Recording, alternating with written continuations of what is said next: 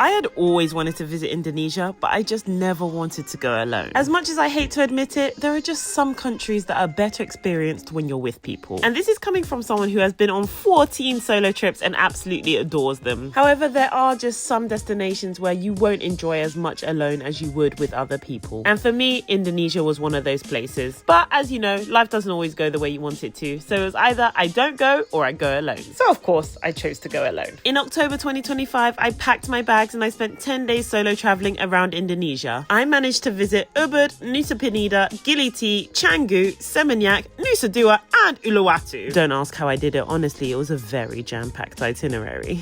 And despite being alone, I still had an amazing time. But I will say that in comparison to the research that I did beforehand, a lot of places overwhelmed me and some places underwhelmed me. The parts of Indonesia that people hyped up the most on social media were actually some of my least favorites. And vice versa, the parts that no one really spoke about or people didn't love as much, I absolutely adored. And so without further ado, even though overall I loved Indonesia, I will be ranking everywhere I visited from least favorite to favorite. If you're visiting anytime soon, I'm hoping this video helps you plan your itinerary accordingly to spend more time in some places and less time in others. And so without further ado, I will be starting this list at the bottom at number 6 with my least favorite place that I visited in Indonesia, which was unfortunately, drumroll please,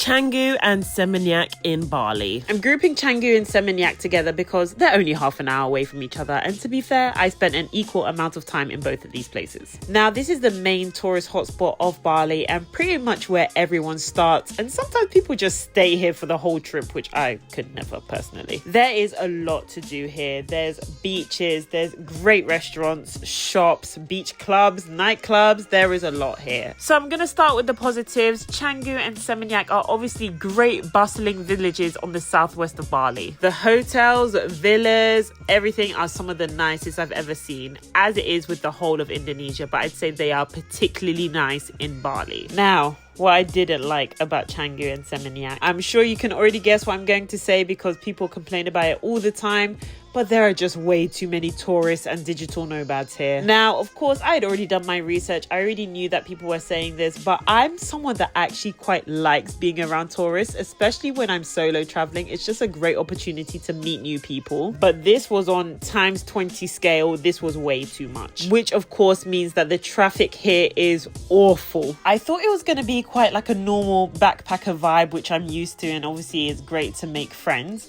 However, this was a bit more pretentious, definitely more of an influencer feel. I think it's because there's more digital nomads than there are people like me just visiting for a short period of time. And so to be fair to them, if they're staying here for a long time, you wouldn't really want to bother making friends with someone who's only going to be here for 10 days. Doesn't really make sense. So I get it, but it definitely meant that it was harder to integrate and kind of make friends with other travelers. And finally, this is something that I did know before going, but just in case you don't and you think you're going to go and see these beautiful white sand, turquoise water beaches, you're not. I'm not gonna lie to you, the beaches here are very underwhelming, so mentally prepare yourself. All in all, I'm very glad I visited Canggu and Seminyak. I think you should definitely visit, even if it's just once, but personally, I wouldn't go back. At number 5, we have Nusa Penida. Now, this score is pretty unfair because I only actually visited on a day trip.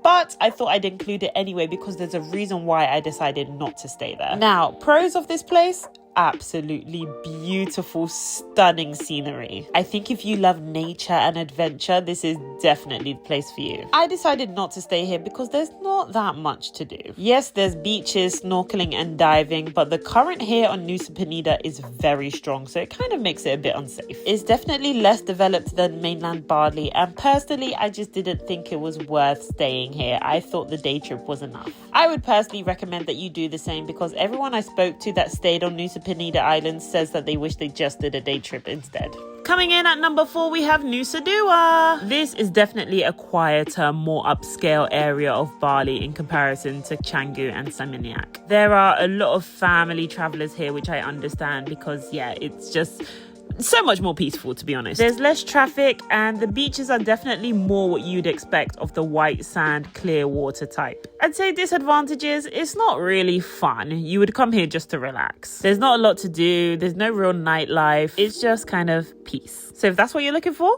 great. If not, you might not love it. I would only really recommend 2 to 3 days here. Anyway, just half an hour away, we have our number 3 ranking, which is Uluwatu. Again, a quiet, peaceful vibe, but definitely more on the romantic side. So I saw a lot of couples here. If you love to surf, this is definitely the place for you because they have great surfing beaches. The views in Uluwatu are absolutely stunning. They have these like amazing cliffs and the sunsets here are 10 out of 10. Now I'm biased because I'm a big foodie. So what really brought Uluwatu up in a ranking was this amazing restaurant and bar called Rock Bar. Aesthetically, this is one of the best restaurants I've ever been to, and I've been to a lot of restaurants. The food here was incredible, and just the scenery, the service, the vibes were all 10 out of 10. This would be the only thing that brings me back to Uluwatu. Disadvantages of Uluwatu, I'd say it's very hard to get around. If you don't have a driver or a scooter, you're finished. A lot of the attractions are super spread out, so sometimes it's not as easy to just grab a Grab or a Gojek. I personally didn't experience this, but a lot of people do say that they didn't feel as safe in Uluwatu in comparison to the rest of Indonesia, which is obviously super safe. It's not a big deal, it's just little petty crimes such as theft, and it's usually when you leave your things in the villa. It doesn't happen when you're just walking around the street. So yeah,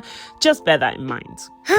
Okay, so we've made it to number 2 now. And of course, my second spot has to go to the lovely Ubud. Ubud is known for being tranquil and peaceful because that's mostly where everyone does their wellness retreats and their yoga experiences. But what you wouldn't expect is there's actually a lot of other things to do here, and that's why I spent the majority of my time here. You can visit the rice terraces where you can actually do the Bali swing, which I wasn't actually planning to do, but I'm so glad I got roped into it because if I wanted to enter the rice terrace, it made more sense price-wise to do the rope swing as well. And it was so worth it. I'm so glad I did this. And also, Ubud is a great central location to use to visit other places. I got to visit Mount Bata from Ubud and it only took me an hour and a half to get there. Whereas from Seminyak, it would take 2.5 hours, and from Canggu, even longer. I did the Jeep tour, which people say is cheating, but I don't really care. I just didn't feel like hiking 3 to 4 hours up an active volcano. There's also a hot spring nearby, which you can visit as well and still get back to Ubud all in one day. The food that I had in Ubud was definitely the best out of all the places I visited. But overall, I think Ubud is best done with other people. It can get a bit boring just because it is so peaceful. Also, there are no beaches in Ubud, so if you want to go to the beach, Ubud is not the place for you. And unfortunately, because Ubud is so popular, there is a lot of traffic here as well. Be sure to book yourself a nice villa or hotel here because they're super affordable and stunning. I stayed in this hotel and it made me feel like I was in a princess castle. But without further ado, we have to move on to my number 1 spot of my favorite place that I visited in Indonesia. This place completely surprised me because I actually wasn't going to go. I just couldn't justify adding it to my itinerary because it was the furthest out, it was the most faff to get to, and I was just really thinking, is it really worth it? But yes, it was 1,000,000 times over, and that place is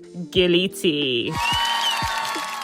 Who would have thought that a little island with a population of around 2,000 people could be so amazing? To get to Gili Trawangan, you need to embark on a very chaotic boat journey. And once you get there, there are no cars or motorbikes or any motorized vehicle on this island. If you want to get around, you either walk, get a bike, which is what I did, or get on a horse-drawn carriage, which I do not recommend because it's very unethical. And I just think the fact that there's no vehicles adds to the magic of the island because it just means you have to be more intentional about what you do and how you spend your time. I only spent 2 days here because I thought I'd be bored, but oh my gosh, I could have spent a week here easily. First, they have the most beautiful beaches. The Gili Islands are actually made up of 3 islands, so Gili Tea, Gili Meno, and Gili Air. So you can go on a boat tour and kind of go around snorkeling around all 3 of them. Next, every evening on the island, they have a fireworks show. You literally head to one of the beach bars, grab a drink or some food, and watch the show. And honestly, this was one of the highlights of my trip because I wasn't expecting the show to be this good, but it was actually amazing. They also have a beach gym.